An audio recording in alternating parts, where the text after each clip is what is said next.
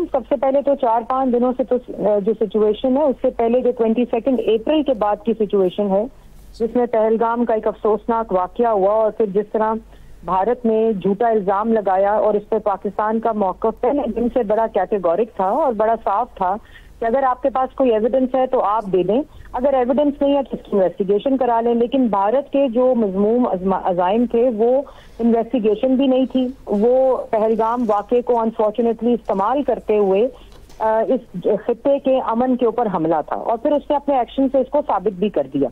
और आपने देखा कि किस तरह निहत्ते जो सिविलियन पॉपुलेशन थी उसके ऊपर हमला किया, मासूम शहीद हुए, जख्मी हुए और अभी तक तकरीबन 56-60 जो लोग जख्मी हैं और पूरे उसमें। लेकिन बात इम्पोर्टेंट ये है कि आप देखें कि मुसल्ला अफवाज ने किस तरह आहनी दीवार की तरह पाक फौज ने जो भारतीय जवारियत थी उसके खिलाफ एक इबरतनाक जवाबी कार्रवाई की है और ये जवाबी कार्रवाई और डिफेंस और राइट ऑफ डिफेंस के अलावा एक तारीख रकम की है।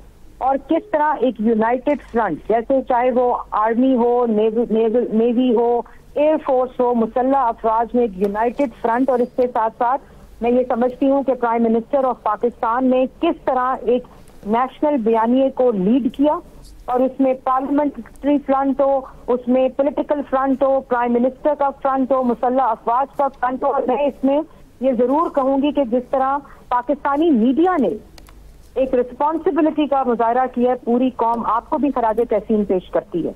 और आपने देखा कि इसके बरक्स जिस तरह हिंदुस्तान का मीडिया था, जिस तरह फेक न्यूज का सहारा लेते हुए, झूठ बोलते हुए, एक सनसनी फैलाते हुए उसको इंटरनेशनल मीडिया ने काउंटर किया कि ये झूठ बोल रहे हैं और आज तस्लीम कर लिया। और फिर किस तरह आपने उसको बार बार, और फिर मैं इसमें ये जरूर कहूंगी कि जिस तरह इंफॉर्मेशन मिनिस्टर ने, हमारे डिफेंस मिनिस्टर ने, हमारे डेप्यूटी प्राइम मिनिस्टर ने और DGISPR ने लम्हा बलहमा जिस तरह लोगों को, अवाम को बताया और फिर जिस तरह स्ट्रेटेजिकली स्ट्राइक बैक किया, ये पूरी कौम जो है इसमें मुबारकबाद की मुस्तहिक है। आज पूरी दुनिया को ये पावर हो गया है कि हम सलाहियत भी रखते हैं, हम काबिलियत भी रखते हैं, हम वो जज्बा भी रखते हैं, हम वो यूनाइटेड फ्रंट भी रखते हैं जिससे हमने ये बुज़दिलाना जवारियत का मुकाबला किया है। और मैं इसमें मुसल्ला अफवाज को सलाम पेश करती हूँ कि जिस तरह उन्होंने हमारी सरहद की हिफाजत की और इसकी बौखलाहट का जो एविडेंस है वो जिस तरह ये ड्रोन आने शुरू हुए और उसको ना सिर्फ उनको डिस्ट्रॉय किया गया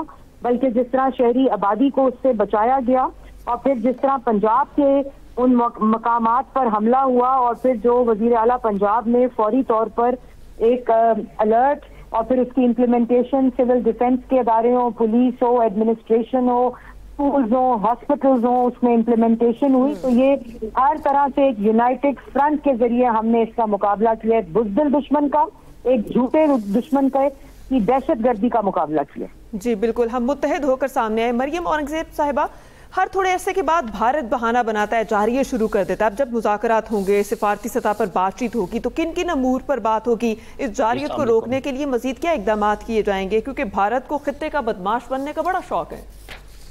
आप बदमाशी खत्म हो गई है, आज बदमाशी खत्म हो गई है। कि आपने थोड़ी देर पहले उनकी ब्रीफिंग सुनी होगी जिसमें वो बॉडी लैंग्वेज आपने देखी होगी। और ये भी मैं आपको बताऊं, खाली भारत को नहीं, आज दुनिया को भी ये बात समझनी पड़ेगी कि कोई भी अपने साइज की बुनियाद पर या अपनी ताकत, डिप्लोमेटिक उसके लेवल के ऊपर भी, सतह के ऊपर भी हमारी बहुत बड़ी कामयाबी है कि आपने देखा कि किस तरह दुनिया पाकिस्तान के मौक़िफ़ के साथ खड़ी है आज। और ये कोई भी देखें, कॉस्ट ऑफ वॉर बहुत बड़ी होती है, लेकिन अगर एक बुज़दिल दुश्मन एक अपनी ताकत के बलबूते पर सिविलियन पॉपुलेशन को रोनता हुआ, उनको शहीद करता हुआ, ये समझे कि उसके पास आज हमने हर महाज पर कामयाबी हासिल की है। मैं ये समझती हूँ। एक सही, इस सिलसिले में क्या कहती है कि भारत अब घुटनों पर आ चुका है और अब बात करना चाहता है, वो ऑफर कर रहा है कि बातचीत की जाए। दुनिया के किरदार को किस तरह देखती हैं? पाकिस्तान का जो किरदार है क्या होना चाहिए? पाकिस्तान जंग में डी-एस्केलेट में ताउन किस तरह करे? देखिए, पाकिस्तान ने अपना जवाब दे दिया, पाकिस्तान ने हिंदुस्तान को भी दे दिया और दुनिया को भी बता दिया। ये इसके बाद अब जो बातचीत होगी वो बिल्कुल हमारी एक एज हमें हासिल है और हमें हर महाज पर एज हासिल है। जैसे कि मैंने आपको बताया है कि हर लेवल के ऊपर हमें एज हासिल है, चाहे वो हमारी काबिलियत हो, सलाहियत हो, आर्म फोर्सेज हो, मुसल्लह अफवाज हो। मतलब मैं तो अल्फाज में वो जज्बा बयान नहीं कर सकती कि जो मेरे इस वक्त और पाकिस्तानी कौम के इस वक्त जज्बात हैं अपनी मुसल्लह अफवाज के लिए। आपने देखा कि हर लेवल के ऊपर ये आपके भी वही जज्बात हैं, मेरे भी, बच्चे बच्चे के वही जज्बात हैं, लेकिन अब जो भी बात होगी वो एक उस अपर हैंड के ऊपर होगी। और ये नहीं हो सकता कि आप जब चाहें आप बदमाशी करें, जब चाहें किसी भी मौके को, किसी भी इवेंट को, किसी भी वाक़े को आप बहाना बनाकर दूसरे पे चढ़ दौड़े। उनको समझ आ गई है, और ये समझ जो है उनकी बॉडी लैंग्वेज, और अभी थोड़ी देर पहले जो उनकी अस्करी स्पोक्स पर्सन ने अभी जो ब्रीफिंग दी है उसमें बहुत एविडेंट है। सही। अच्छा मरियम साहिबा, इंटरनेशनली बड़ी ताकत है, अब क्या किरदार अदा कर सकती हैं? क्योंकि ईरान और सऊदीया पहले से मुसलसल कोशिशें कर रहे थे, चीन भी हमारे साथ है, और भारत सोच रहा था कि शायद अमेरिका बिल्कुल उसके साथ खड़ा हो जाएगा, और वो नहीं हुआ। देखिए, मैं जहाँ तक एक होता है ना, ओवर कॉन्फिडेंट हो जाता है झूठ की बुनियाद पर और बगैर किसी एविडेंस की बुनियाद पर, तो वो तो समझ आ गई है आज भारत को। जो बुचर ऑफ गुजरात है ना, वो समझता है कि ये वो अपनी बदमाशी के जरिए, अपने माइंडसेट के जरिए दूसरे पे चढ़ाई कर देगा, तो उसको तो आज बहुत आराम आ गया होगा और उसको भी ठंड पड़ गई होगी। और जिस तरह मैं, बड़ा अफसोसनाक था, आपने भी देखा लम्हा बलम्हा कि जिस तरह भारतीय मीडिया एक्ट कर रहा है, जिस तरह भारतीय एक्टर कम्युनिटी एक्ट कर रही है, और मैं इसमें हमारी जो एक्टर कम्युनिटी है उसको भी सलाम पेश करती हूँ। जिस तरह मुंह तोड़ जवाब दिया उन्होंने उनका, और जिस तरह उनको बेनकाब किया, हर मैं this is victory at all levels. और आज हमारे जो जज्बात हैं, हमारे जो पूरा हमारी एक वो है, वो इस लेवल पे है कि हमने कामयाबी हासिल की है। अल्लाह ताला इसी तरह पाकिस्तान की सरजमीन को प्रोटेक्टेड रखे। अल्लाह ताला आमीन। मरियम औरंगजेब साहिबा, मैं एक सवाल आपसे पूछना चाह रहा हूँ। यहाँ पे आमिर इलियास राना बोल रहा हूँ। मुझे ये पूछना है, जैसे अभी आपने कहा बुचर ऑफ गुजरात, हमारे यहाँ बहुत सारे लोगों को शौक था, ख्वाहिश थी, जबकि वजीर आजम बात कर रहे थे कि इस बुचर ऑफ गुजरात का नाम आप लोग नहीं ले रहे। जरा बताएं तो सही ना कि आप लोगों ने इस बुचर ऑफ गुजरात का इंतजाम क्या क्या और करके रखा हुआ है।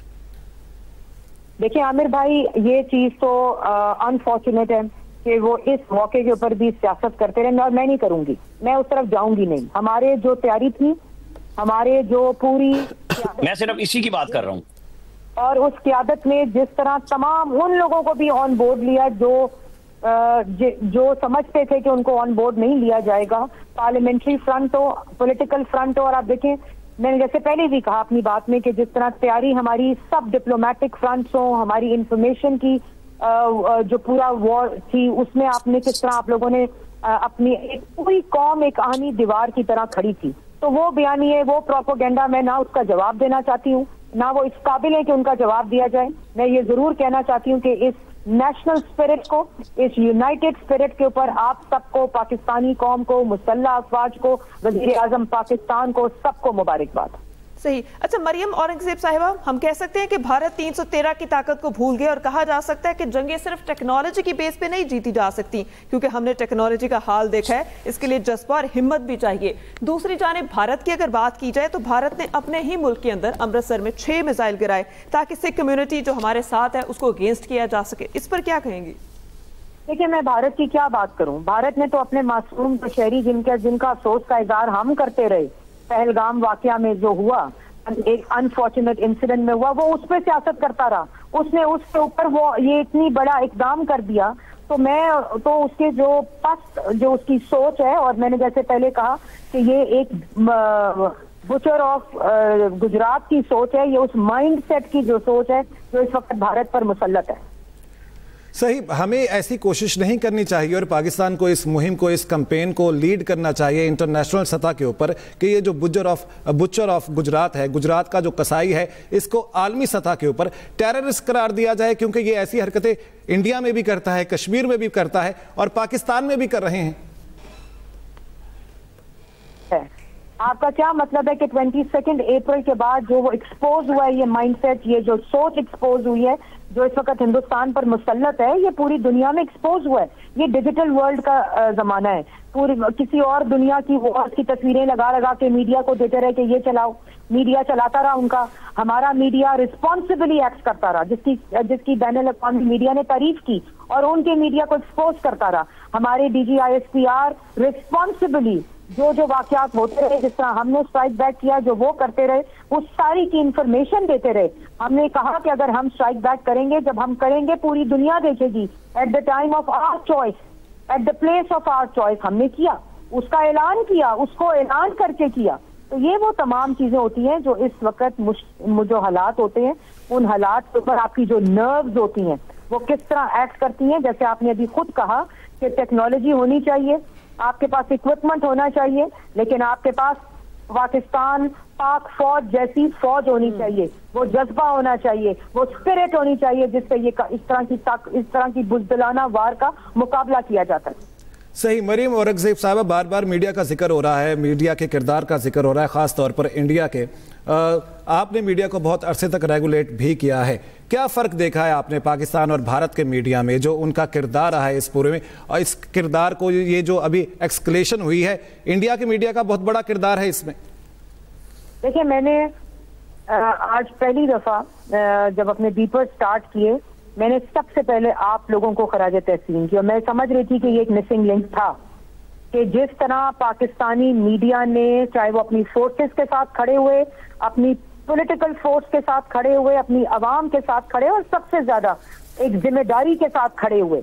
और इसके बरक्स आपने देखा होगा कि इंडियन मीडिया को जिस तरह एक्सपोज इंटरनेशनल मीडिया ने भी किया, चाहे वो अल जजीरा हो, CNN हो, BBC हो, या जितने ये जो इंटरनेशनल मीडिया होते हैं, उनकी फेक न्यूज को एक्सपोज करते रहे और रीबट करते रहे। आप लोग उनकी फेक न्यूज को, आप लोगों ने उस रट में, उस दौड़ में दौड़ नहीं लगाई, बल्कि आपने रिस्पॉन्सिबिलिटी के साथ, एक यूनाइटेड फ्रंट के साथ एक रिस्पॉन्सिबल नैरेटिव को लीड किया, क्योंकि आपको पता था कि आपके पीछे आपकी प्रोटेक्शन के लिए वजीर आजम लीड कर रहे हैं, और मुसल्ला अफवाज खड़ी है, और वो स्ट्राइक बैक करेगी, और उसने स्ट्राइक बैक करके दुश्मन को जवाब दिया। सही। अच्छा मरियम साहिबा, दहशतगर्दी की पुष्टपनाही ही खुद भारत कर रहा है और नाम पाकिस्तान पर लगा रहा है। हालांकि पाकिस्तान ने बार सबूत भी दिए, 90,000 जानों की कुर्बानी भी दी। अब इन सबूतों के बाद हमारा मुकदमा कितना मजबूत हो गया, और मोदी की इस बेवकूफ़ी से उनको कितना नुकसान हुआ?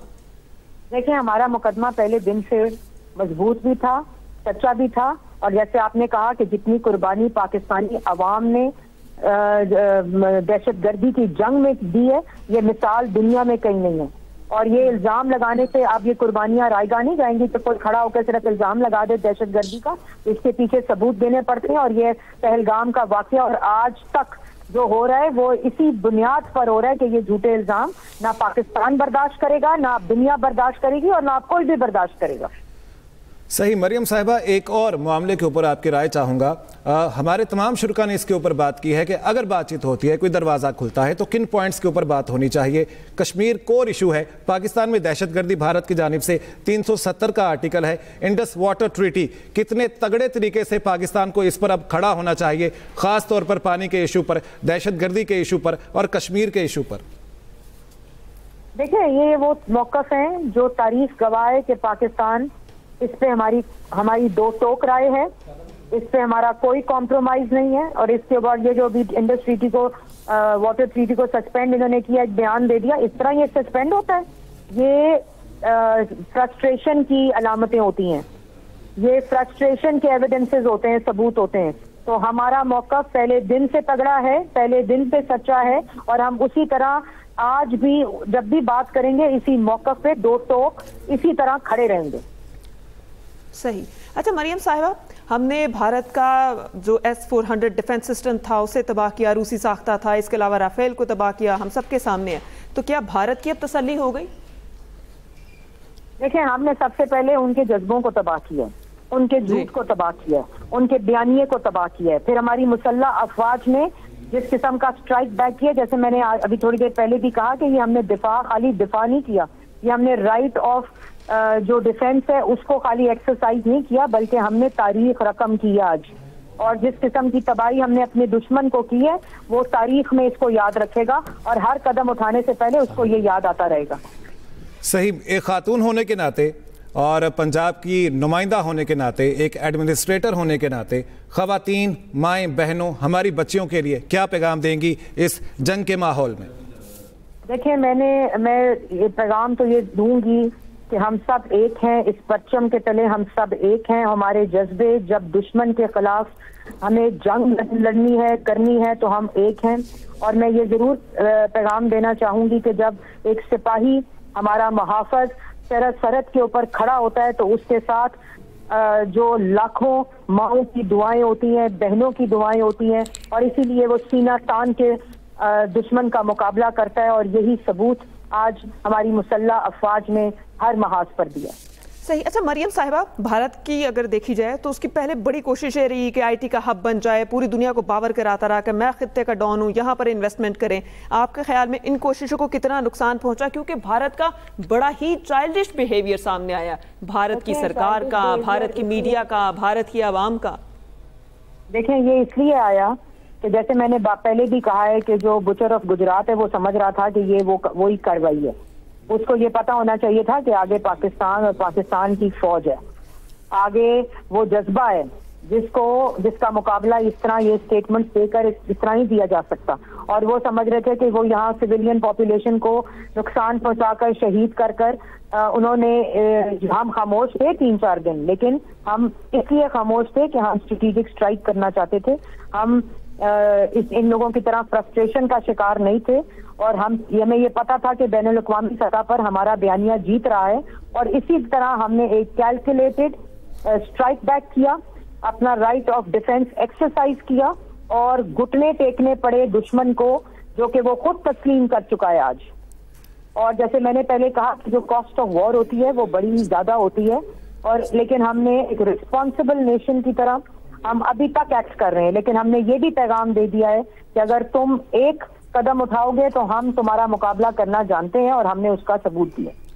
सही। ऑपरेशन सिंदूर जो जब लॉन्च किया गया उसके बारे में ब्रीफिंग दी गई तो एक खातून को आगे कर दिया गया, एक खातून को सरबराह नामजद कर दिया गया ऑपरेशन सिंदूर का। वज़ीर आला पंजाब मरियम नवाज, मजीद एक्सकलेशन होती है तो पंजाब को किस तरह लीड करेंगी, आप कैसे लीड करेंगे? देखिए, मरियम नवाज शरीफ साहिबा जिस वक्त मैं आपसे मुखातिब हूँ उस वक्त भी लीड कर रही है हर लेवल के ऊपर, क्योंकि जो मैंने वो कह दिया लाहौर ऑफिस में कि इसको रिमूव करा दो। वो मॉनिटरिंग रूम को इस वक्त मॉनिटर कर रही हैं, वो वॉर रूम को मॉनिटर कर रही हैं, वो सिविल डिफेंस के इदारे, एडमिनिस्ट्रेशन, पुलिस, हॉस्पिटल जो वॉर बुक के अकॉर्डिंगली अलर्ट जारी हैं, वो खुद इसकी क़यादत कर रही हैं, इसको खुद मॉनिटर कर रही हैं और लम्हा ब लम्हा इसको लीड कर रही हैं।